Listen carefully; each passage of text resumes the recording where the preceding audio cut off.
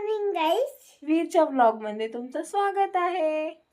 तर आज Saturday special आम्ही केली धोपाची वडी। त्या रेसिपीसाठी आम्ही घेतले जिरा, लसण, मिरची, त्याला मिक्स केलं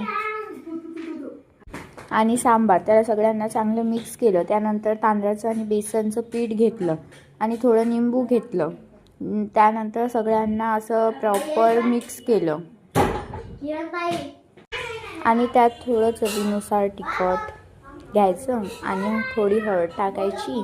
त्यांना छान प्रॉपर मिक्स करायचं।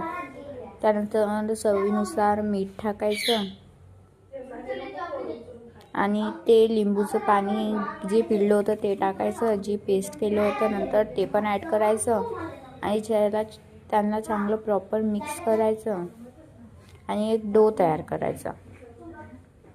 एक गंज घ्यायचं मोठावाला, ज्यात आपल्याला बनवायचं असेल आणि त्यात थोडं तेल ॲड करायचं, आपल्याला जितकं हवं तितकं, आणि नंतर तिथे एक ग्लास ठेवायचं, त्यात पाणी भरलेलं असेल प्रॉपर, त्याला मधात ठेवायचं। त्यानंतर त्याच्या साईडला ते धोप्याच्या वड्या मांडायच्या, असं गोल गोल प्रॉपर मांडायचं, जेणेकरून ते बरोबर उभे राहतील